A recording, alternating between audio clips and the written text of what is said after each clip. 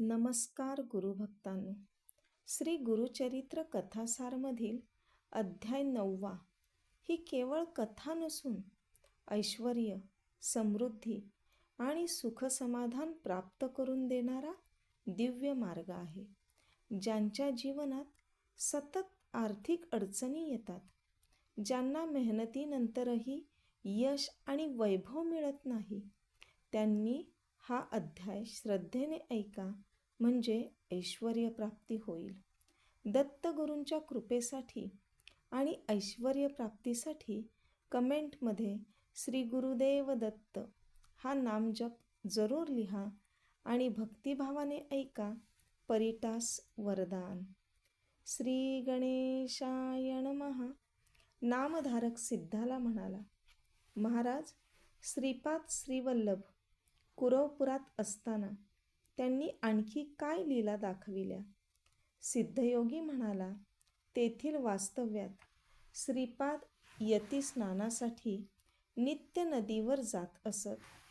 लोकाचाराला अनुसरून संध्या व पूजादी कर्मे करीत असत. त्या ग्रामात एक परीट राहत असे. तो भाविक होता. श्री गुरूंना पाहताच हातातले काम ठेवून साष्टांग नमस्कार करायचा. एके दिवशी तो वंदन करण्यासाठी आला असताना श्रीपाद त्याला म्हणाले, मी तुझ्या भक्तीवर प्रसन्न आहे. तू कष्टाची कामे करतोस, त्यामुळे प्रत्येक वेळी मला नमस्कार केलाच पाहिजे असे नाही. ती आपुलकी पाहून परीटाला खूप बरे वाटले. संसार चिंता टाकून तो त्यांची सेवा करू लागला. मठांगण झाडणे, सडा संमार्जन करणे आदी कामे तो आवडीने करीत असे. वैशाख मासात त्याने एक अभिनव दृश्य पाहिले. एक अवन राजा आपल्या स्त्रियांसमवेत नौका विहारासाठी आला होता. राजस्त्रिया दागदागिने घालून नटून थटून आल्या होत्या. त्या हसत होत्या, गप्पा गोष्टी करीत होत्या. शृंगारलेली नौका नदी तीरावरील वैभव संपन्न लवाजमा, राजाचे सैन्य, सेवक वर्ग, सालंकृत हत्ती व घोडे, नाना वाद्यांचा गजर असा तो सुखसोहळा पाहून परीट अक्षरशः भारावून गेला. मठांगण झाडताना तो विचार करू लागला, हा राजा किती भाग्यवान आहे. जन्माला यावे तर अशा वैभवाचा उपभोग घेण्यासाठीच. या राजाने पूर्वजन्मी कोणत्या देवाची वा गुरुची आराधना केली म्हणून या जन्मी हे सुख प्राप्त झाले. आपल्या नशिबी मात्र कष्टच आहेत. आपले जीने व्यर्थच होय. तेव्हा त्याचे मनोगत जाणून श्रीगुरू म्हणाले, परीटा, मनात काय चिंतन चालले आहे? तो म्हणाला, स्वामी, या राजाचे सुख आणि ऐश्वर्य पाहून मला त्याचा हेवा वाटला. आपल्या नशिबी हे सुख नाही म्हणून खंत वाटली. पण असा विचार मी का करू? तुमच्या चरणांची सेवा हेच माझे सौख्य आहे. त्यावर श्रीगुरू म्हणाले, परीटा, तू जन्माला आल्यापासून कष्टच करीत आहेस. सांसारिक सौख्य कधी अनुभवलेच नाहीस. त्यामुळे तुझ्या मनात सुखोपभोगांची इच्छा निर्माण होणे साहजिकच आहे.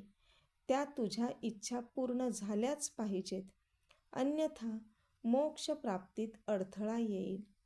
म्हणून पुढील जन्मात तू यवन जातीत उत्पन्न होऊन बेदरचा राजा होशील असा मी तुला आशीर्वाद देतो.